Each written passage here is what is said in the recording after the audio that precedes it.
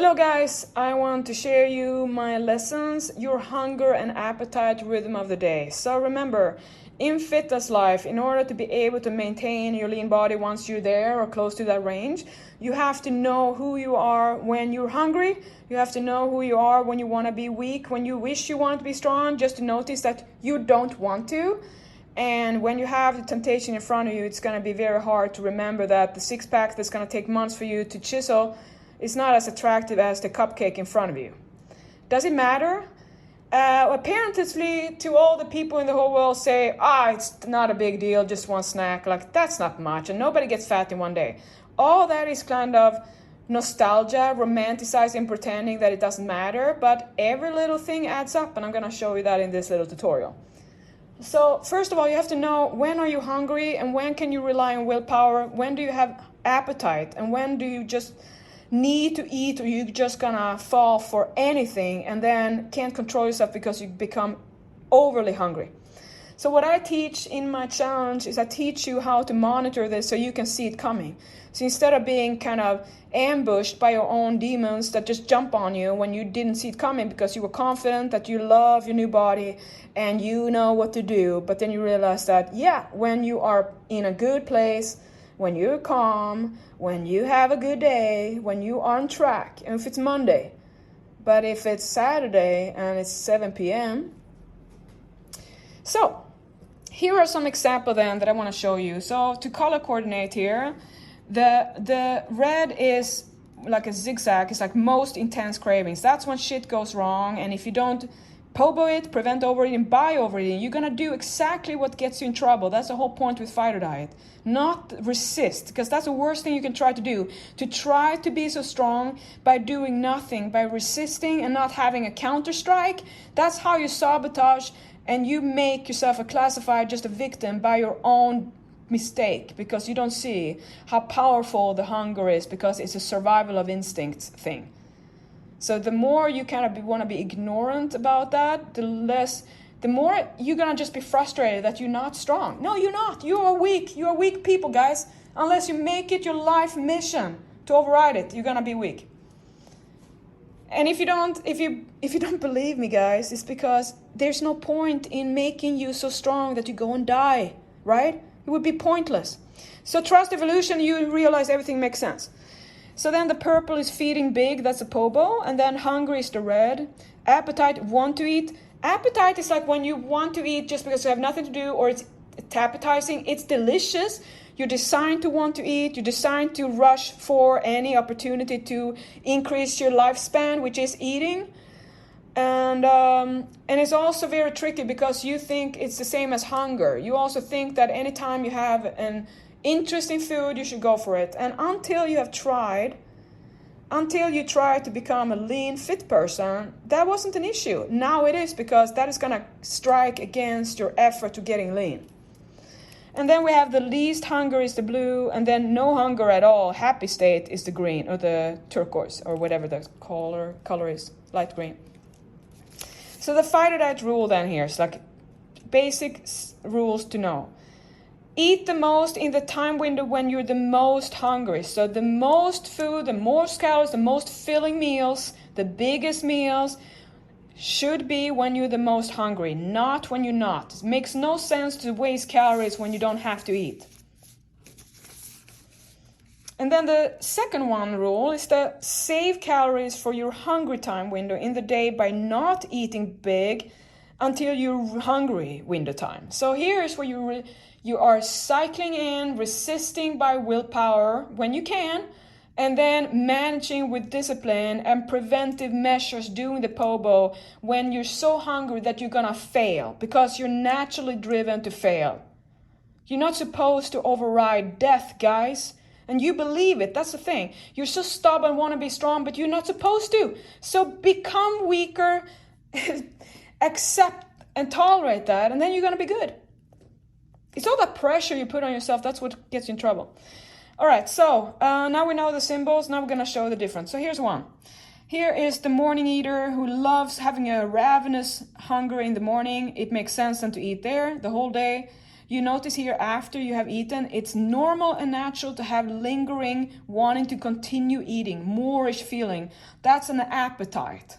When you're stuffed, you're full, and you still want the food in your stomach, no, food in your mouth, but you have no place in your stomach, and you haven't put a timer on for 20 minutes, go away, do something else, so you get out of the eating. Remember now, when you are trying to get lean and you're lean, your body wants you and your brain wants you to keep on eating. Because it takes time for your brain to register and also for you to distract yourself away from eating. You're gonna be like a hungry cat who just want to eat, like my Ramdas. Right? So know that you have to stop. So what you do is this. After your meal, go away. Brush your teeth.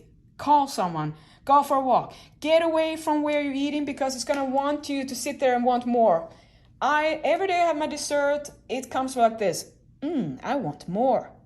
Yes, I know, Pauline, but not today. Because if I eat more of this today, I lose my privilege to have it every day. And I don't want that. So I just go away and then remember I'm going to have this tomorrow again. You have to be like that. Really shut off the conversation. Why do you even engage in the letting yourself sit there with more as you feel if you know where it's going to go? The reason why we tend to sit there and have that evaluation of I want more, I want to eat this, is because we haven't really made up our mind. We are actually revisiting plan B. What if we go for it and eat this and then start over again? Just one more time. So the appetite right after you've eaten is normal, so get out of that window, and then you're going to have the whole day green. And then after that, blue means that you're not hungry at all, and then appetite comes back in the afternoon. And if you don't call on the appetite to eat, you're going to be so ravenously hungry. Now imagine if you're a water faster and a keto person trying to control that with sensible eating. You're not, because you're designed to overeat and do whatever you can when you have the opportunity.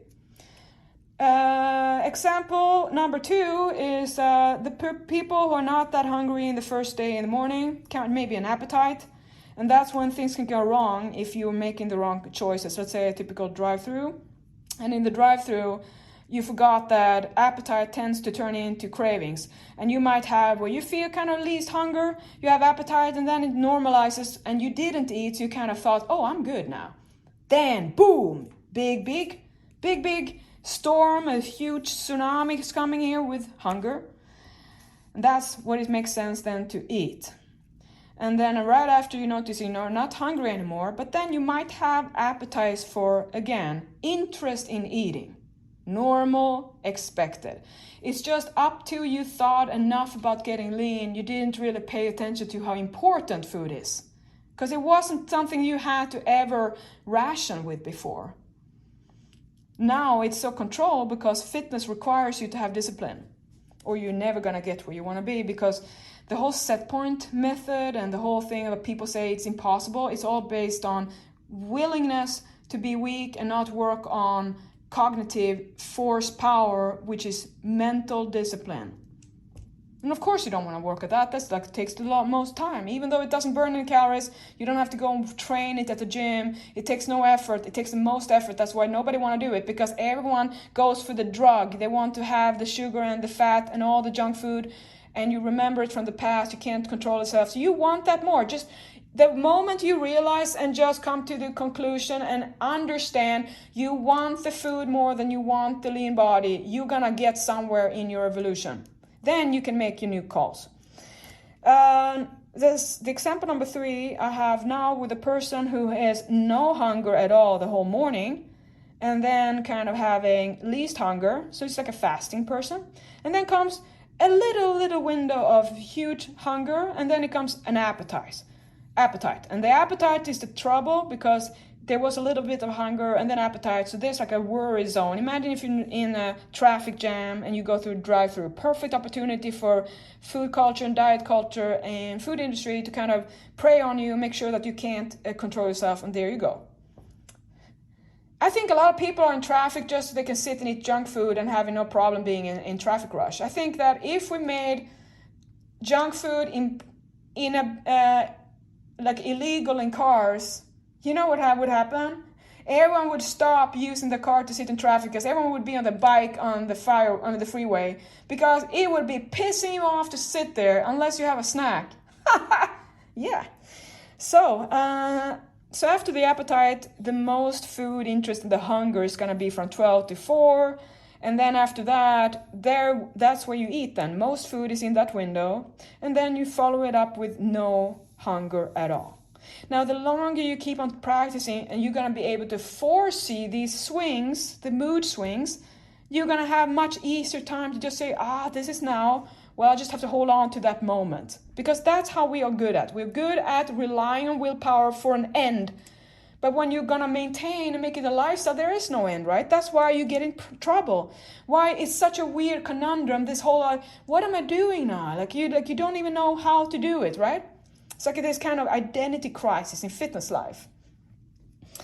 Another example then is the person who has a lot of hunger in the wee hours, like 3 p.m. No, wee hours, sorry.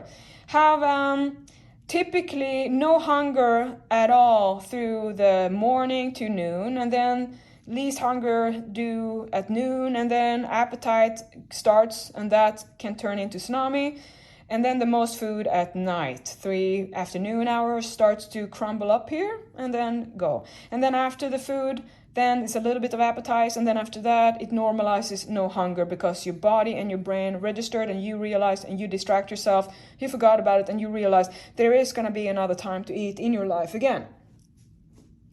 Here's another example where you have your appetite is in a window over here, and where it's the most sabotage attempt. And if you don't act on it, you're going to be even more hungry. That's where you should eat more food. Most.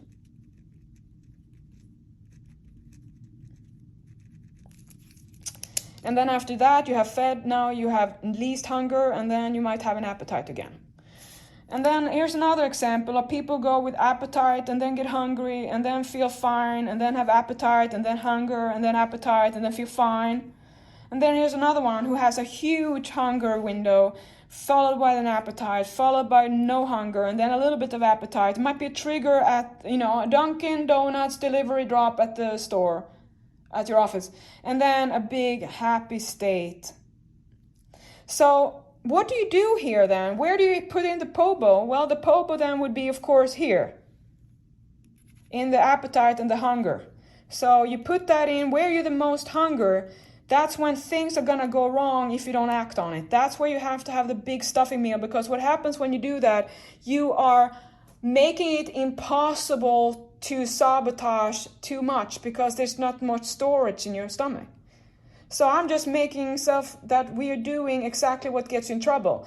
You get in trouble when you get hungry and so hungry that you lose it. And then you have an empty stomach because you're doing diet culture with water fast and keto and all that teaches you pretty much to walk around in a dangerous zone mentally, because you're going to be at any moment able to pack in calories for days without even understanding that, because you're in a horrible place where we have deep fried delicious food that we love and we can't hold on. So it's like a cocaine, help yourself, fill up stuff with no cost and any place, no matter what you want, and nobody asks, do you really want this? Imagine this if there was a police before you go to Burger King and they have to say, do you know you have to spend 5 hours in the treadmill before this has been burned off, and then after that you're going to burn off your other calories that are going to go to your fat loss thing, right? Are you okay? And what about how you're going to feel tomorrow? Like, they should have that questionnaire, right? No. So, try it out.